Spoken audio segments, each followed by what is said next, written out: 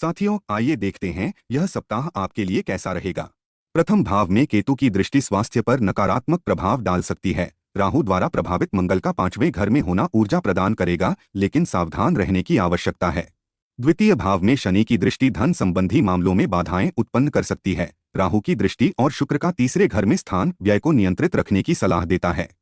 तीसरे भाव में गुरु और शुक्र की उपस्थिति यात्रा के लिए शुभ संकेत देती है, परंतु राहु की दृष्टि अप्रत्याशित परिवर्तनों की संभावना दर्शाती है। चतुर्थ भाव में सूर्य और बुध की मौजूदगी घरेलू वातावरण में उथल-पुथल का कारण बन सकती है।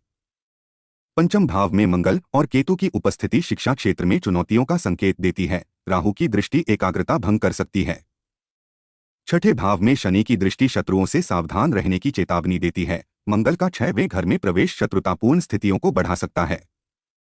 सप्तम भाव में गुरु और राहु की दृष्टि जीवन साथी के साथ संबंधों में अनिश्चितता पैदा कर सकती है। शुक्र का तीसरे घर में स्थान प्रेम और समझ बनाए रखने का सुझाव देता है। अष्टम भाव में मंगल की दृष्टि टैक्स और इंश्योरेंस संबंधी मामलों में जोखिम दर्शाती है। मंगल का 6वें घर में जाना इस खतरे को कम करेगा।